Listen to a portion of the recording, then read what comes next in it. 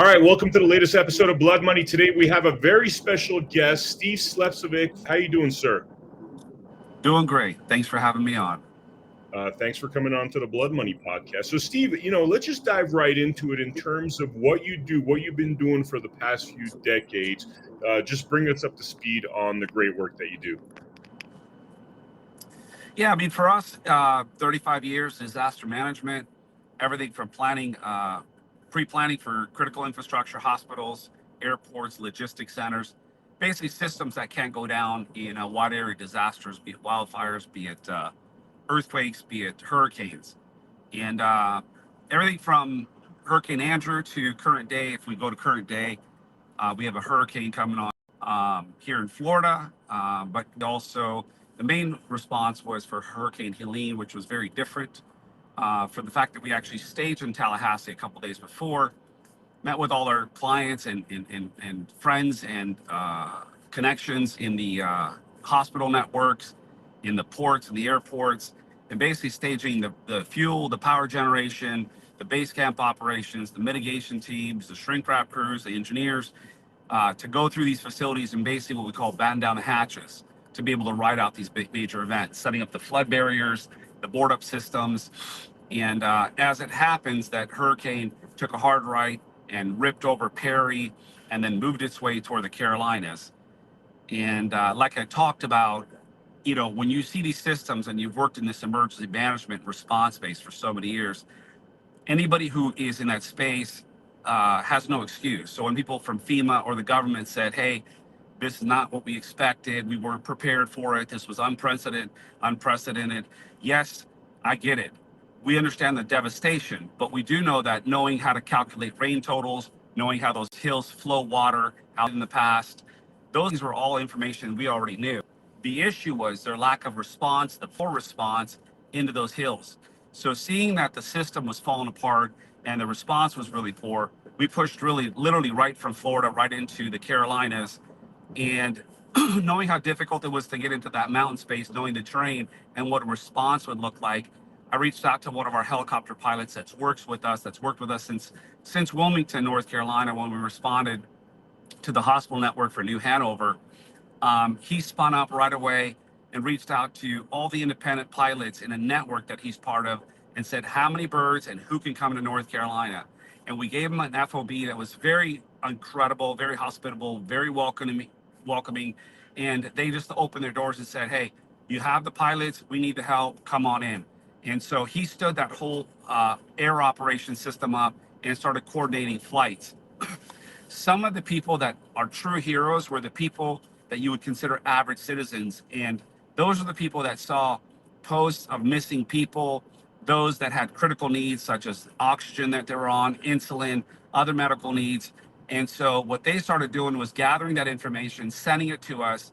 And so we pushed it through another channel that then started organizing that as incident command to take dispatch, to take that information, put all the information in it, make sure they had the next of kin to see if anybody reached out to them.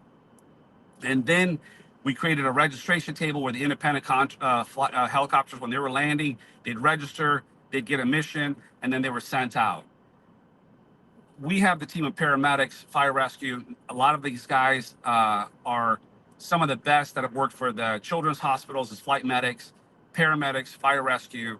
Mike Savager, for example, Miami-Dade, came in, flew a ton of missions, literally nonstop on a bird, taking different medicines to the different fire departments for them to be able to get it out to the patients out there. John Knox, LA County firefighter, incredible soul, pushing the same thing on a bird nonstop, getting into these things, also acting as a crew chief on the helicopter to make sure that the people that were getting in and out of there were getting in and out of those helicopters safely, so the helicopter operator could move real quickly and really efficiently.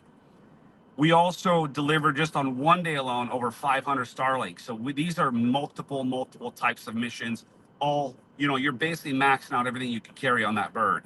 As a matter of fact, just yesterday alone, also running the air ops in partnership with Samaritan's Purse, truly one of the best organizations out there. And with their team of volunteers alongside our team of experts, they've loaded 5 Chinooks full of fuel and generators and the gas cans into these areas. They've been distributing all day, every day. They even put a side by side in these Chinooks, one Black Hawk, and about 7 private aircraft we had just in that location alone, not to mention 2 other helicopter locations that are all running, all communicating. And flying these technicians, these Starlight, right?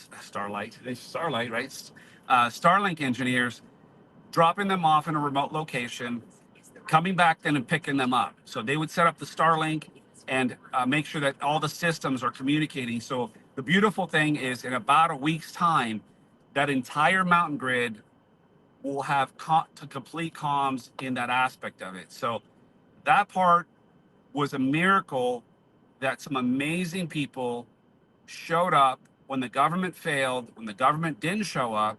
And in a spiritual sense, it was absolutely beautiful, because what people don't understand is it's the people standing up that are showing up.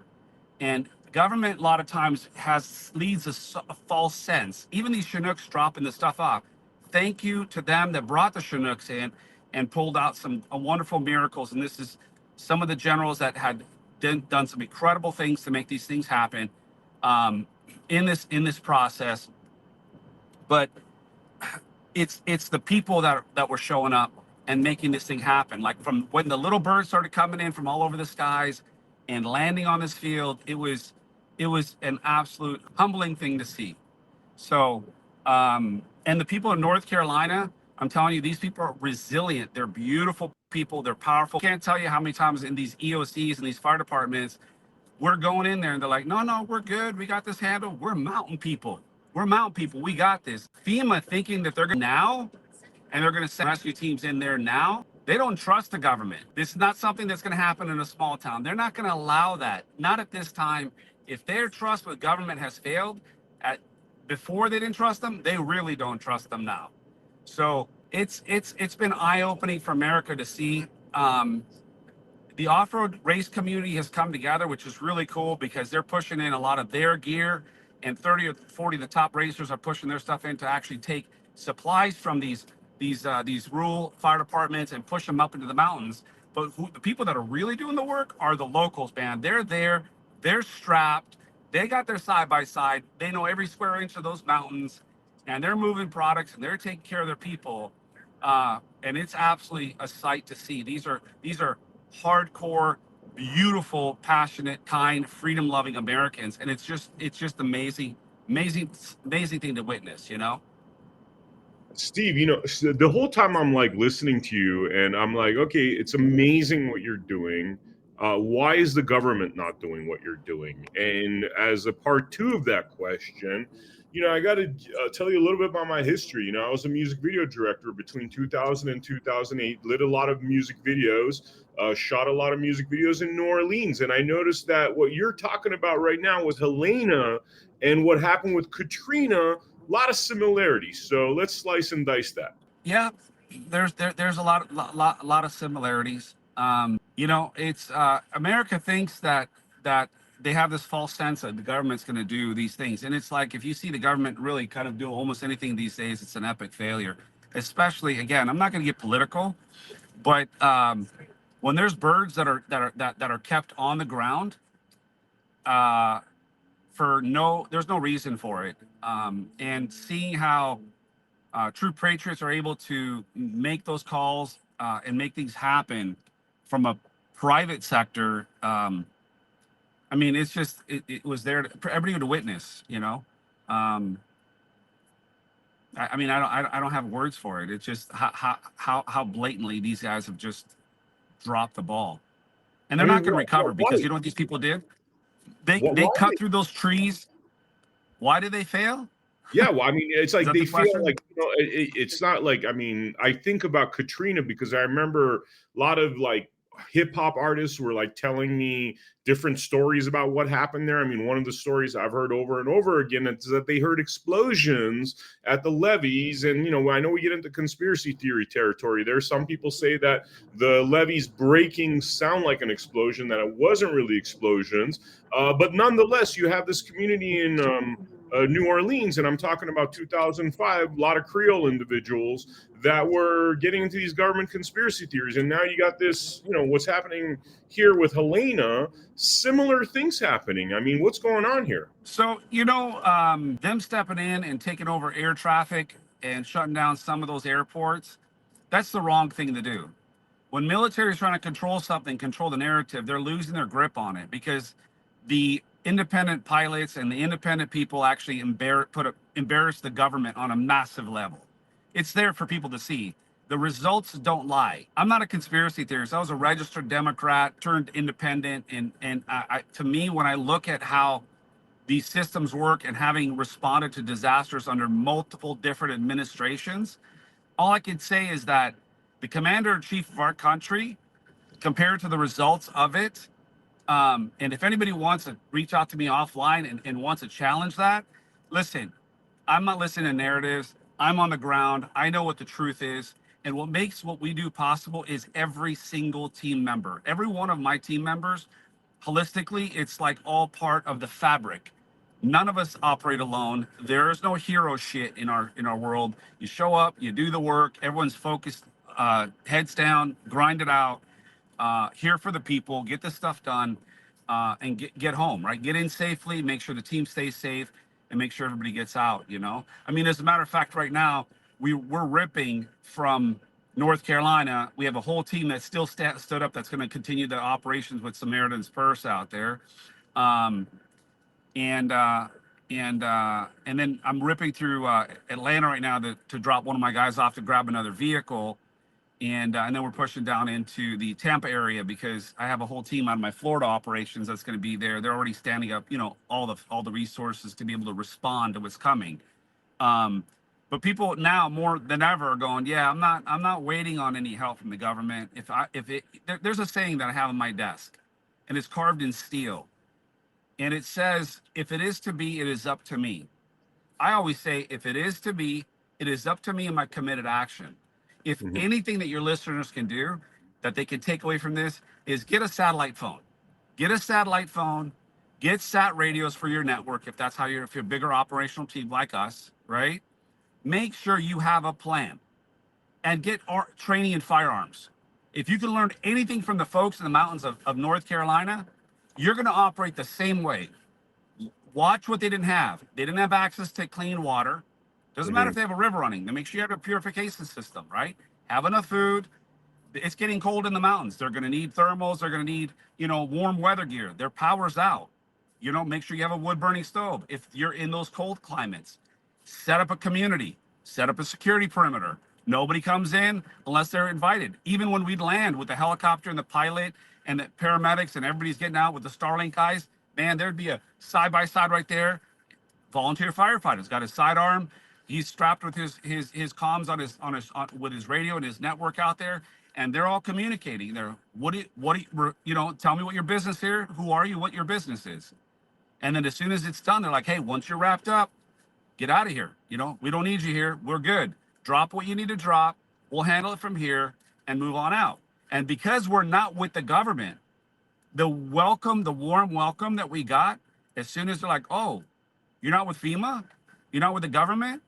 No, we're private. We're simply here to assist you through this process. Tell us what your needs are.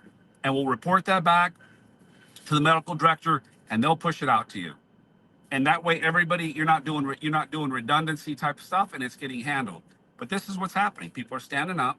The experts in the world that know this space really well are working completely independent from any government organization, and honestly, simply to serve the people. We're not getting your way. We're simply taking things off so you don't have to address it. That frees up the government with whatever resources they have to go do other stuff. And for that, I'm grateful for it. The public-private partnership, people sometimes balk at it. Hey, we're not measuring here. We're simply just show up, do the work that needs to be done, and we're all in the same thing together for humanity. If you're doing anything that's not about that, and you're starting to challenge those type of things, it's no longer about humanity. It's about egos. And there's no place for egos when you're working in this space, in these type of scenarios, these environments. I mean, who pays for something like this? You sound like you have more individuals that are doing work there than probably FEMA. I don't know if that's accurate or not, but it sounds like a lot of individuals, a lot of equipment. Who's paying for this all? So in 35 years, we've never set up a give, send, go because we're contracted, right? We're contracted with these critical infrastructures facilities and we work with them directly. In the stuff that happened in North Carolina, we clearly saw that the government wasn't showing up. There wasn't private entities up there to contract with because this was just the American people in desperate need. And so I asked my team members, you guys want to roll? And they couldn't get their hands up fast enough. They're like, absolutely, pick me, pick me. And we all jumped in and said, let's go serve. And so we set up a give, send, go to help pay for their time away from work, the fuel for the helicopters, the helicopter pilots, and a lot of them volunteered. And some of them, yet people don't understand it. Just the maintenance on those things runs like up to $500 an hour. The fuel for the bigger birds is $1,400 every time you fill it up. And so when you're running a dozen birds and you're running them on multiple locations, it adds up really, really fast. And it's been honestly very humbling for the donations that have come in, and the areas that we're end up in a shortfall. The company, as a private company, we're just going to go ahead and fund all that. But all the money that came in, all the money is going out to absolute hard costs. There is zero administration that we're paying when it comes to that type of stuff. But now, like for us now responding to this next hurricane, yeah, I mean that shifts from a humanitarian aspect of it to now prepping for these critical infrastructure clients, and then it shifts to that. But the truth is, we stepped out of that square and showed up where FEMA should have showed up.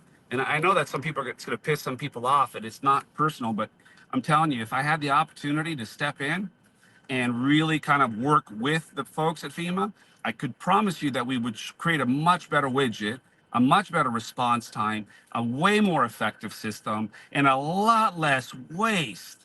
Man, don't get me started on that part of it, because I promise you, with the team members that I have on our group, man, we would revamp that whole thing. It would look completely different. And if we ran that, people would start trusting the government again. Not saying that I want the job for FEMA, don't get me wrong. But if that opportunity presented itself, I would be an open book, and I'd bring a whole team of experts in that have a vast amount of experience in that space. Many of them are on the FEMA task force, right? They know the systems, they know incident command, and they know waste, and they know how to streamline things to make us way more efficient with technology, resources.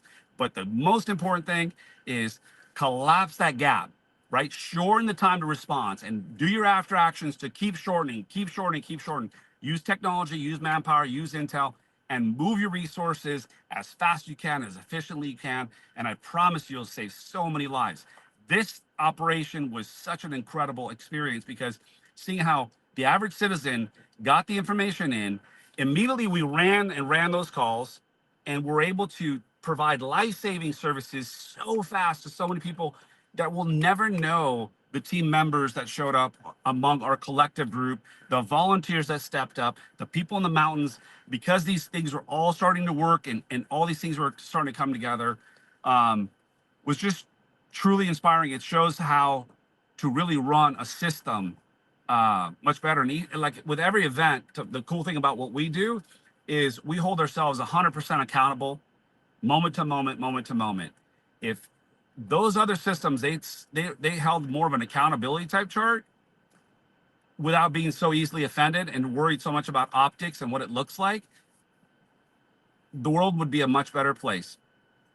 I mean, is that the crux of the issue? Is that they're not like, because there's a few things I'm hearing here, right? And I'm some parallels. Okay, so we had a gentleman running for office in Clark County, and he was explaining how the school board, which I think their budget's like 33 million, that he could cut that down to 1/3. He showed us budgets. He explained how he's going to do it, which is a radical. I mean, you're talking about 33% of what the current budget is. You're telling me similar things, that if you ran or helped to run FEMA, you could save a lot of money, make it more efficient, right? What is going on there that, these kind of great minds that could actually make it more efficient, that could cut through the red tape, that could save lives, Why aren't you guys running the show? Why is it that individuals that seem to be less competent than you, not only in this realm, but also in other governmental kind of realms like our school board in Clark County, why is it that there's not a higher level of competence? I mean, that's hard to say, right? I mean, the thing is, why are they not doing it? The answer is in the question. Why are they not doing it? And sometimes when I see these guys have these massive budgets that they put out and they need to spend the money so that they can go back next year and ask for those same type of budgets, like we spent this much in disaster money, and it seems like the incentive is to continue to have more disasters and spend way more money that's necessary on these disasters to ask for increase in budgets. And all they do is they throw so many personnel and so much equipment and so many resources that are standing in these base camps, and they're standing on tarmacs, and the money that's being spent, I'm like, what are they doing? That's the worst run organization, man. If I ran my organization like that with that kind of bloated budget, man, it's super inefficient. And the system and the way that it's structured it doesn't work, man. On the private sector, we don't have that luxury, and we have 100% accountability. If we screw something up, we're sued, we're put out of business, and until you get hammered like that, you don't learn, and there's no accountability. And so many times it's politics, like who's the politician in place and who's doing what. And so all this stuff is like a lot of times is posturing rather than going, you know what, ignore all that and just go out and do the work, be efficient. There's no excuse for it. There's no excuse for this type of waste. It's amazing. It's amazing, man, that this is even a topic of conversation right now. What do you think? I mean, we don't have to go into conspiracy theories, but there's a lot of people saying that, this could have been weather engineering. I'm hearing things like people, claiming that most of these counties were Republican, heavily voted for Donald Trump. We're hearing about lithium deposits, largest lithium deposit. What do you know about that topic that you're at liberty to discuss? I let me tell you, I don't, the truth always comes out. Do I believe in weather manipulation? 35 years in the beginning of this, if we had this conversation, I would say 15, even 20 years ago, I would be like, nah, you got a tinfoil hat on. What I've witnessed over the last several years is stuff that I've never witnessed in my entire career. My meteorologists who I work with go, it's becoming more difficult to actually predict weather. It's unpredictable. Where it was somewhat predictable to where our forensic meteorologists would give us a very good, accurate pinpoint of where we would show up, what the system was going to behave like, and the models were quite consistent and quite good, and you could pretty much almost, for the most part, count on the accuracy of it. A lot of that's changed. And in response, even to the Maui fires, the stuff that I witnessed, which we shared with several people, and the people that live there, this is raw, unedited, no conspiracy theory stuff that happened there as a result of the wildfire, was, let's put it this way, unexplainable. Unexplainable, and that was shared among many firefighters, arson investigators, forensic scientists that work in that space of fire science, put in front of an international group of firefighters, and every one of them go, yeah, that doesn't make sense. That's impossible. I've never seen that. Where did that heat source come from? Or some of the ways some of the stuff is ramped up with some of the stuff that we've seen on models that are tracked. And it's like, yeah, that's not normal. Where's that coming from? And we've never seen that in previous models. So I don't want to really get into the conspiracy part of it, but I have to say there's a lot of questions out there that many of us are noticing in that space. The other part of it is that whenever we've seen fatalities, right, they're going to, as these off-road crews start pushing supplies from these firehouses into the mountains, and the people in the mountains with their side-by-side are doing their own work by pushing this stuff into their neighborhood. They're taking care of their own people. They're armed. They're handling all that type of stuff. But what I'm noticing in this stuff is the world's completely changed. The death count that they have, they're going to come across bodies of people that have gone through, that have try to evacuate, people that try to, make their way down the mountain, probably broken ankle, got injured, and then couldn't call for a rescue because they don't have no comms there. And if they didn't have a satellite phone or a sat radio or a bivy stick or a Garmin or something to do some sort of sat communication, people are going to find people in the woods for a long time to come. As the debris gets removed, there'll be bodies that are going to continue to be uncovered over a long, extended period of time. So, as a matter of fact, not yesterday, but the day before, the local news came out and said, we're going to stop counting the deaths until we get a better system of reporting and organizing and so on and so forth. What they're really saying is we don't want to continue reporting these deaths because these deaths are just going to keep trickling in every day in this type of environment. It's very difficult than when you go into a beach in Florida and you know X amount of miles back, you do the search and rescue grid, and pretty much you get to the end of that grid and you throw the number out. And the reality is that every major storm that I've worked, my guys, the first responders from the Coast Guards, when they're loading body bags, and their body bags in multiple choppers, not all the choppers, far exceed the numbers that the news is reporting. That's from Bolivar Island, from Hurricane Ike, or when we're sitting in Staten Island and the mayor's sitting at the bar with us, and we're watching TV as we're having a drink, and that's before I actually have that. That was Superstorm Sandy, and after that bar that night at the bar, the mayor broke down. He's looking at the numbers. He goes, "That's impossible. The bodies I have in the morgue right now far exceed that number." And he had a meltdown. But I also learned that time there's a saying in Serbian that says what a sober man thinks a drunk man says. I also learned at that time that we created a zero alcohol, any type of mind altering systems for any of our guys. It's a strict policy among all our first responders. Anytime from the moment that your wheels are up from your home destination to the time you're back out of that storm environment.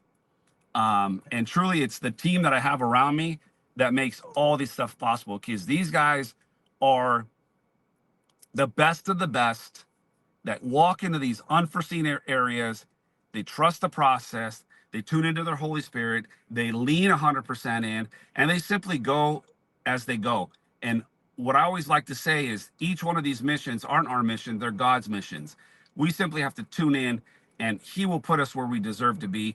And it may be where you're taking information from somebody on a Facebook post and you're sharing that through another channel, and that channel picks it up, and that channel then puts it on a board. A helicopter pilot picks it up and is able to do a life-saving mission that they will never know that simple post got to the right source. They'll never know a family that they actually saved that person's life, that family continues, maybe not with their property being destroyed, but their lives intact, which at the end of the day is more important than all the stuff in the world, you know? Yeah. When you're saying, in terms of we'll find out exactly what happened, the truth always comes out. And talking about these irregularities. I mean, in Maui, we saw things that were blue, not melting, but everything around it did. I mean, there was weird stuff happening there. 9/11, you've had a lot of competent engineers say there's no way those buildings could have fallen. I mean, what's your comment about these things that usually never happen in the history of humankind, but seem to be happening right now and in modern history? Yeah, I mean, my thoughts on it is, listen, there's definitely stuff that I feel that they have the ability to do and control. I just think that most American people are not privy to that type of intel at that level. So yeah, I mean, look, one of the best things that you could actually take a look at is look at some of the stuff that's actually occurred very recently. But yeah, I mean, as far as the blue roofs, I don't see the blue roof issue, that part of it. The blue roofs, for what I saw, were mostly from being on ground zero, were to the other side of it. There's cars that were blue that didn't burn, and then there's cars that were blue that burned, So I don't really buy into that part of it. But is there an external heat source microwave type system that could have been used? Well, that would probably be more easily for me to explain on some of the charred bodies. That to me was just very questionable, extremely questionable, because there's no other way. There was an external heat source that did some of the stuff that I feel to the stuff. There's a lot of stuff that's unexplainable, extremely unexplainable. And I think that those that are saying these are all conspiracy theories, man, don't throw that out like, oh, it's a conspiracy theory. Let's just throw it out. Let's investigate it. We have great scientists. We have great people. And don't be afraid to speak up. If you're a scientist and you're an engineer and this is something you have information on it, come forth with it and don't worry about it. A lot of people are afraid of it. Listen, we're all spirit beings. We're going to die. We have a certain amount of sand in that hourglass. And when that time's up, that time's up. If you're afraid of dying and you're holding on to information, the good thing is the good thing is that you can liberate yourself by sharing the information, or it can eat you up inside and you'll form some sort of cancers. You'll die anyway. You know, so I'm thinking Yeah. spiritually, it's meant that if information is get granted to us, share it to the sources that make the difference, right? So the stuff I've seen, I've shared, and I've shared it in certain specific people that can do something about it, right? And if I get retaliated against, which I have in the past, so be it. Like we're strong. My family's weathered some serious storms, and I've gone through the bullshit, and I've lost everything. And one of the best things that ever happened, the hardships that God puts in our lives are welcome them. As a matter of fact, lean into them because there's so much beauty and so much to learn. And only through those type of battles and tribulations, I feel God can use me and God can use those that get handed those difficult times and those difficult times. Uh, just create amazing men, amazing women that can really serve the community. We're pulling up to a Starbucks earlier, right? And you can see some of the people, and nothing against them, but they live in a very soft, very comfortable world where if they don't get their triple filtered caramel macchiato with a certain temperature, amount of certain foam and a drizzle, they're losing their shit. They're falling apart. Um, People got to be a little more start training and start being okay with being uncomfortable, and maybe even taking courses that are grid down courses to learn how to be a little more resilient, so that if a situation does happen, their wheels don't come off and they don't become a victim in that type of vision. They become the ones that survives and actually are part of the people that are helping and assisting in those recovery efforts when those type of scenarios present themselves.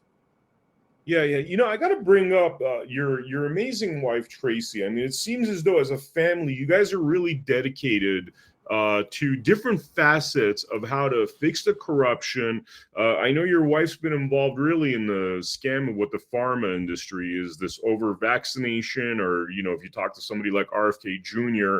and his writing partner, Brian Hooker, who's a PhD 30-year expert in vaccine damages, they would say that we should not have any vaccines because they all are net negative when you consider what it does to large, swaths of population. Now, tell me a little bit about what is it about you guys that both of you seem to be so heavily involved? Both of you seem to be putting yourselves on the line. What's going on there? I have to say that when you see harm being done, I mean, she's just the perfect life partner, right?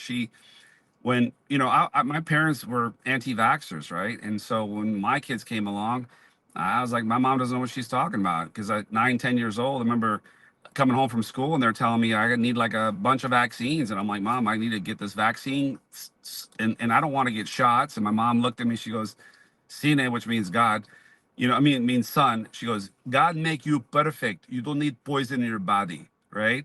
And I'm thinking to myself, I can't go to school and tell the teachers, hey, my mom said I don't need that poison in my body. So I remember probably creating the first fake vaccine card because I copied another kid's vaccine card he was bringing back to school. And I just kind of made copies of whatever it looked like and the type of vaccine or whatever, filled out the rest of the little squares, handed it to them, and they left me alone. In turn, I vaccinated my kids. My son, which was my third child, had a severe vaccine injury, went from walking, talking, climbing, just functioning, meeting all his benchmarks, to losing his speech, eye contact, stimming behaviors, neurological disorders, and went into the abyss, full-blown autism. And the doctor's like, oh, that's normal. And my wife, who took it on like, there's no way in hell that's normal. I'm going to do whatever it takes. I'm going to do whatever it takes. So with her biological background, she started doing all the research in the integrative field, got to know RFK, Andy Wakefield, all those pioneers, and just took it on. And in that process, she became a warrior mom and now just fights for the truth because of how the American people, how the pharmaceutical industry, and how the whole system is so corrupt. but it starts with something that injures somebody, especially a loved one. In my space, it went from, doing work and working with insurance companies and being that poster child to seeing the corruption from the Department of Insurance and how there was fraud and collusion going on where they were taking advantage of disaster victims.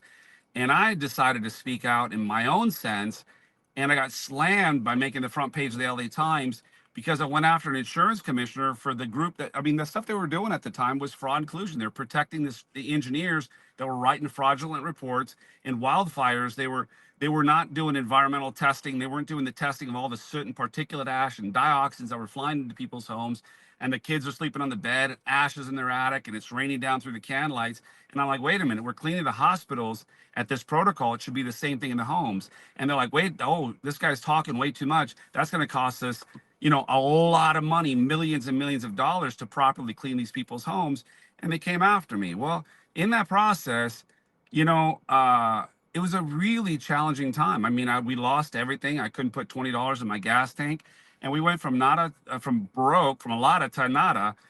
But in that moment, spiritually, the growth spiritually at that time was the greatest because I was broken, right?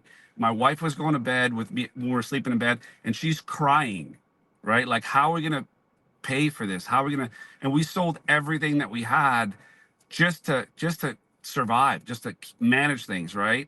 And the reputation, and people like were coming after us and talking shit. But at the end of the day, the truth is this: I knew who I was. My wife knew what we stand for, and in the end, always stand in the space, stand in truth, be honest, walk moment to moment.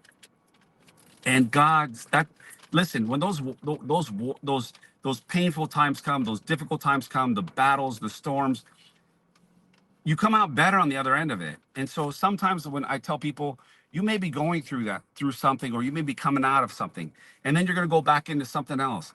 Life is temporary. You may be healthy and happy and everything's great right now, but it's only a season. All this is going to pass. So the more work we do spiritually, and even in the preparedness community, you can be the most greatest prep person in the world, and you have it all, you got it all figured out. Man, when that shit hits you sideways, like Tyson says, everyone's prepared until they get punched in the mouth or the throat, and then it's all changes. So those type of things will happen. But the spirit inside of you, man, is going to lead you. And if you're tuned in there and you're mentally, physically, and spiritually connected, and you're working through the process, and you're surrounded by a great community, you build a community around you, God can create miracles. And I feel that right there is what's the most important. And I want to just chime in 3 organizations that are incredible: Samaritan's Purse, Operation Barbecue, and the Satellite Phone Store. 3 organizations that are doing really the greatest work in these humanitarian efforts. The amount of phones and stuff, the satellite phones, the sat phone store done, and I don't get paid by them. I'm not a promoter. I'm just because they're always handing out free phones to the USAR teams, command, and they're out there really. They're like, hey, it's on us. The Operation Barbecue guys feeding thousands of people in those storm areas, the first responders, even the contractors that are out there doing the work, and then Samaritan's Purse. They're an organization which I've seen consistently on the ground for the duration of the storm. Not the other ones. As soon as the cameras are gone, the wheels are up. Not only them, but the insurance companies that show up with their trailers, their beautiful trailers, disaster command, we're here to do this stuff. And I always walk by sometimes, not always, but sometimes if I happen to walk by, and they're all chipper. We're here to help. We're, in good hands and like a good neighbor, and blah, blah, blah. And I'm like, yeah, you'll be gone in 2 weeks. They're like, no, we're not going to be gone. I said, you'll be gone in 2 weeks. Because these property owners are going to get their check on the 3rd week. And if your trailers are still here, they're coming out with forks and torches, pitchforks and torches. They're going to burn your trailers down because they're going to realize then that the policy that they that they bought, isn't worth the paper that it's written on. And I said, just remember my words. You'll be gone in 2 weeks. And consistently, I'm sure those people that I've talked to go, hey, we're actually gone in 2 weeks. But we'll never know because we're not part of the claims department. We're the happy-go-lucky. We got a smile on our face. We're not chipper, and we're all here to help people. Yeah, find another job. Revamp the insurance system. Revamp the government system. Hold some accountability. These profits over people it's getting sickening, my friends. It's getting sickening. Yeah, yeah. I want to also mention, you mentioned satellite phones. So, by the way, we don't get paid for this either, but I'm going to tell you there's a link below, sat123.com. That's the company you're referring to? That's the company I'm referring to. Yeah, Tina's Okay, yeah. she's in the muck, man. She's shipping phones. We're carrying phones because Yeah. to us, we got to be able to communicate with the other partners on the ground. And when you show up and they don't have sat phones, I'm like, hey, this is a gift, not from me, from the sat phone store. That's it. So that's cool Yeah. that you have their contact information for your listeners. Yeah. Yeah, we've done some episodes with them, and again, what you guys will notice for the viewers out there is there's no code there. I don't make any money off of it. The America Happens Network doesn't make any money off of this. Really, the only thing we've gotten from the satellite phone folks is they sent us a satellite phone with a 12-month contract where, if something happens, fortunately, our network now has a couple of cell phones. Steve, the thing that, and this might be my last question, it sounds like you have a lot of expertise in this field. You have a lot of expertise in the different branches of government, what they're doing wrong, the greed, how they kind of basically try to spend every penny so next year their budget could be matched, even if it means spending money on stuff that's unnecessary. You sound definitely like an expert. What would you do to fix this nonsense? What would be the actionable steps? Should we get somebody in the White House that is willing to fix this nonsense? And I know you've been involved in, the RFK campaign, for example. I believe you were. What would you do? What would you do to fix all this nonsense? I would bring the public and private partnerships together at the table because there's solutions that we have that they could definitely benefit from. I would create an auditing type system to audit what exactly is being done that is by a third party that's truly independent, that's not compromised. It's in that organization, there's the Fox Watch and the Hen House. So there's a lot, man. That would be a whole nother episode on what can be done and the charts and systems that could be completely revamped to make them extremely efficient. And one last thing that I want to touch upon is anybody that is in the special needs community. We do a lot there in the response side of it because the special needs of evacuations, dealing with nonverbals, people that are nonverbal, people that have special accessibility issues, medical issues. That's another area that requires a lot of proper planning. And those that are in the autism community or have somebody impacted by autism, if you're going to donate to autismhealth.com because the money goes right to those specific needs if you go to autismhealth.com. Autism Speaks, which is one of the largest organizations out there, and I'll say it like it is constantly doing research and research and research, and they're spending their money on research and research and research when the elephant is in the room and they're not addressing vaccines. As a matter of fact, Sorry. You got cut out when you're talking about the autism group. All of a sudden, the audio cut out. I really want the viewers to hear that. So you're saying that to donate to this specific group, and then it got cut off. If you don't mind repeating what you just said. So if anybody is in the autism community or someone that's been impacted by autism, my suggestion is go to autismhealth.com and donate there because that money goes directly to the resources, the people, the families, the doctors, the education, the people that are learning and changing the whole system. It's being reverse engineered versus the other organizations like the largest, Autism Speaks, which collects some from the biggest donors, has the big celebrity names and pictures on it, promoting it and collecting tons of money for research. They're just doing lots and lots and lots of research for so many years, yet the elephant's in the room. To me, I'm simply like, just knock it off. Pay attention and stop promoting vaccines at Autism Speaks because that is one of your biggest problems is the neurological aspect of neurotoxins, environmental toxins, and one of the biggest culprits are vaccines. So there's never been a safety study done on any childhood vaccines. And those that claim to be experts and say they're safe and effective, well, America's waking up and we ain't buying it anymore. And you almost know their hand when you come out with. We saw, for example, there was the Tribeca Film Festival some years ago where Robert De Niro, not one of my favorite people, he was actually going to air a documentary about vaccine damage, and pretty much the world collapsed on him, and they forced him not to do it. And they kept going after individuals, like Jim Carrey and his former partner that were speaking out about the risk of childhood vaccines. I mean, they pretty much try to destroy your life, which should be indication that they're trying to cover up something. Otherwise, they would let that open dialogue happen, wouldn't you say? Yeah, well, that's how you know you're over the target, right? If they're coming after you, you're over the target.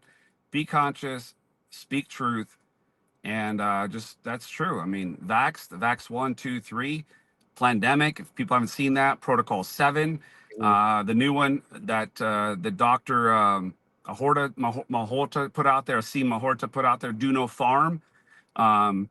Just people need to do the research, and if they pay attention and listen to the stream from Rescue the Republic, that was over 1 million viewers, largest rally ever on X, and hear what Dr. Malone had to say about what Japan's now testing on the replication vaccines.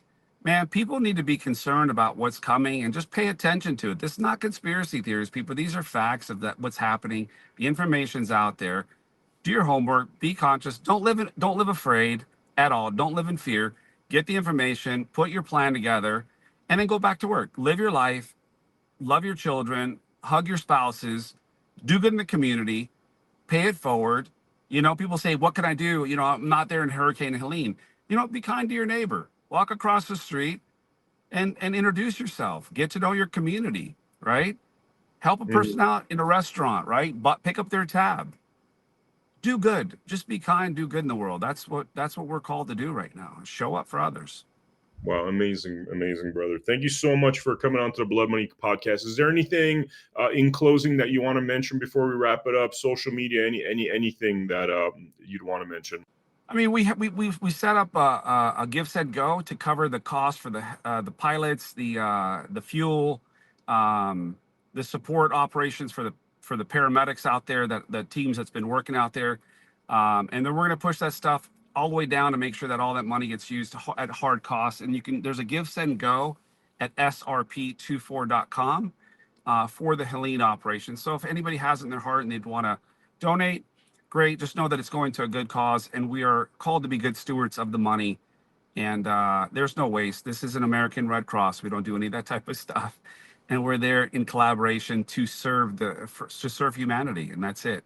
And that's the operation was different because it was privately led in an area where people didn't have the funding, and we just knew that the call was there for us to show up and just do the work, and that's where God led us. So the amazing team.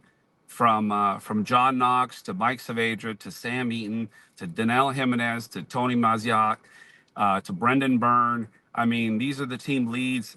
It's been nonstop, and it's been beautiful to see Michael Dokas and the entire support staff. Melanie Dokas, Tracy Slepcevic. I mean, the list just goes on. I could sit here for the next while and all the wives that support every one of our team members that go out there. They're incredible families, incredible people to keep the home base operational while we're deploying and just serving where we're called to serve, because of these guys and these team members have the skill set and they're called for a mission. So it's good to share with you, and thank you for being that voice of truth and sharing that information out to your audience.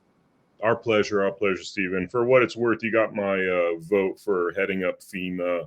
I mean, I think they need to look at you very seriously. You probably enjoy working in the private sector, but I would imagine under the right kind of presidency, I mean, you could make a lot of positive change happen. It's very clear. Yeah, well, I will be. I hold myself 100% accountable. I will not let you down, or the American people, if that ever presented itself. Yeah. I'm a big fan of that idea. Thank you so much, Steve, and thank you for your incredible wife, Tracy, and the work that she's done in the autism field. Another thing that's plaguing us, I can't believe they're attacking our children the way they're attacking these children. I mean, people just have to look at the statistics. For the viewers out there, watch the Brian Hooker Blood Money episode that we did a little while back. RFK Jr.'s writing partner, and hear about what the actual evidence and the science says. We hear about follow the science. Well, look at the science of how these vaccines are destroying our children's future, and something that, All these things need to be addressed if we're going to build a much better country right now with the opportunity that we might have with this election.